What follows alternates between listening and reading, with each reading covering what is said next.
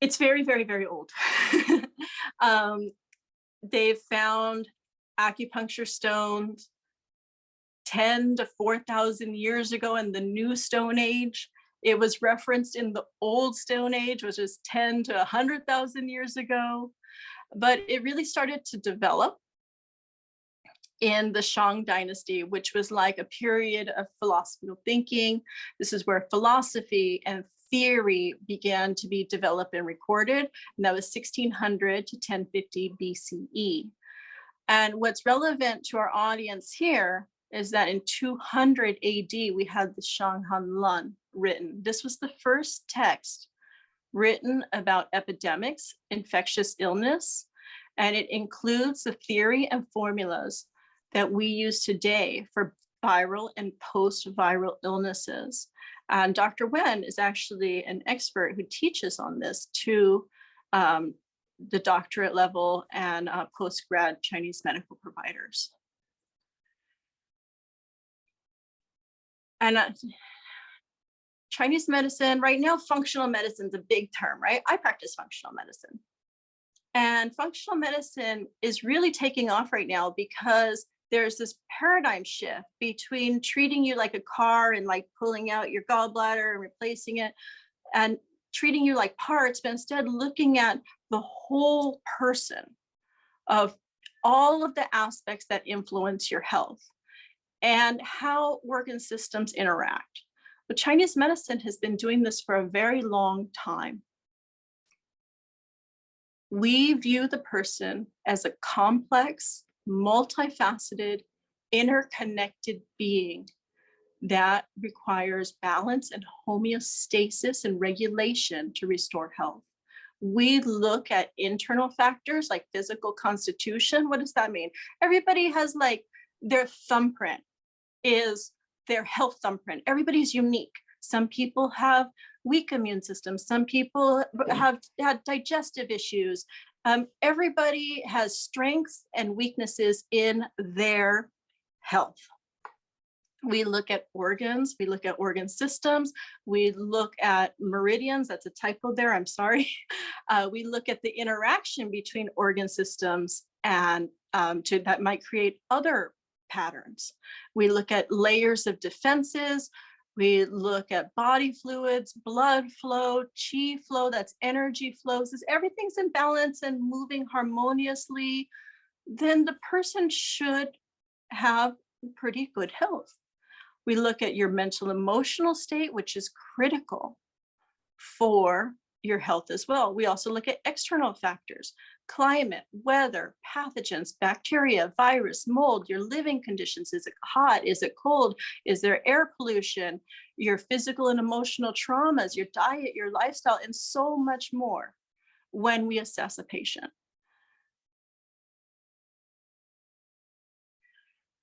In Chinese medicine, I saw someone asking about treatment modalities. We have 5 core treatment modalities, but actually there's many more, but these are the main ones. Most people know acupuncture. Some people know about moxibustion, that's utilizing smoke to get an effect. It works really well with those with fatigue, actually. I like it a lot. We have Chinese herbal medicine, nutrition, Tui Na, Qigong, and Tui Na is Chinese medical massage, Qigong, Tai Chi, this is movement and cultivation practices. So the provider will utilize all of these different modalities in a patient. Today we're focused on invisible illnesses. So we're really going to talk about what are the best modalities for the conditions of the patients here today.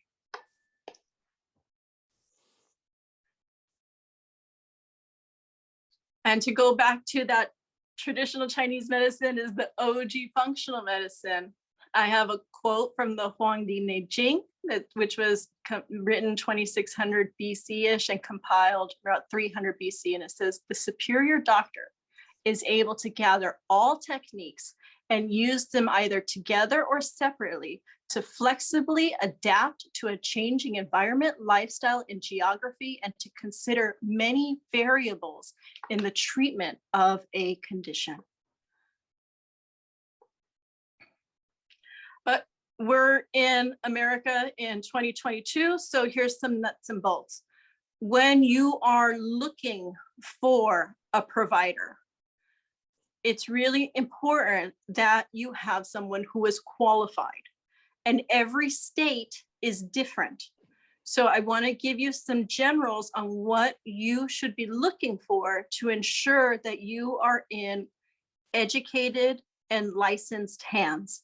So for most of the country, they require the NCCAOM certification, which is a 4-year master's degree and from an accredited acupuncture program.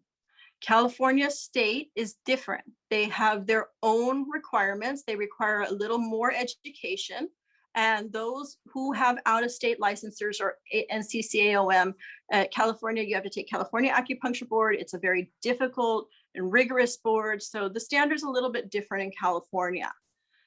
Let's go to the next slide.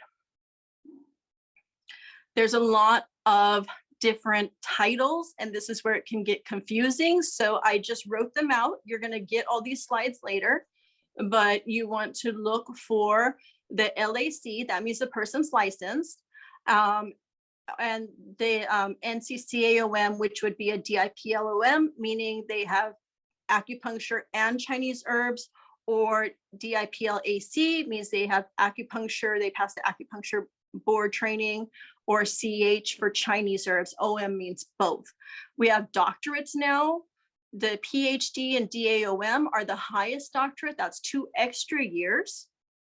And we have transitional doctorates because the bulk of the education for traditional Chinese medicine is very shy of a doctorate. So we have now the first professional doctorates, which is the DOM, DAC, DACM, DACTM. Okay, you have that for your stuff later.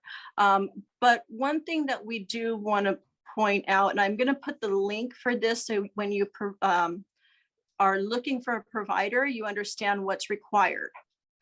So you're going to have the link to this. The dark green means that that state requires NCCAOM passing their certification plus a state licensure.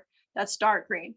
The green stripes means that they use the NCCAOM test, but they have their own requirements. California is its own animal. California is California only, but notice, this is very important, the grays, Alabama, Oklahoma, South Dakota. There's no Practice Act there. That means anybody can provide acupuncture or traditional Chinese medicine. So if you are in one of those states, you want to still make sure that whoever you see has the NCCAOM certification that at least ensures that this person was properly trained and passed a board exam, even if the state fails to recognize it. This is for your safety. The next thing is about herbs. You will hear us talk about herbs today, but not every state includes herbs in the education or scope of practice. So California does. Dark green means that herbs are within the scope of practice and the licensure includes them. Now, herbs are not regulated. Chinese herbs are the only license held in herbology. The striped ones are also require additional training. And what I want you to pay attention to is the dark colors. That means that it is not in scope of practice. So this is really important for you to know the provider you're seeing, what have they been educated in and what are they licensed to do? And we have our 3 states here where it's just the Wild West. So really, it's so important for you to be educated if you are in those states. Okay, that is the nuts and bolts of oh, sorry, it's not. We have specialties. A lot of people don't know that. We have in the Chinese hospitals, you will see every department that you see here in Western hospitals in China, but they're practicing TCM plus they are also doing Western medicine. And Dr. Wen was the head of the ER department. So they have cardiology, so many different specialties in China. But here in the US, we mainly have dermatology, gynecology, internal medicine, orthopedics, pediatrics, and fertility and reproductive medicine. Notice I highlighted internal medicine. Someone who practices internal medicine is going to be someone who is dealing with the type of illnesses and patient population that we are here today to discuss. So if you go to someone who specializes in orthopedics, that might not be the best fit for you, but many of us, I mean, I do medical massage, I do orthopedics as well. Many of us I have been able to just, we're multifaceted in our training, but these are questions you want to ask. Okay, so now I think that's the nuts and bolts of it.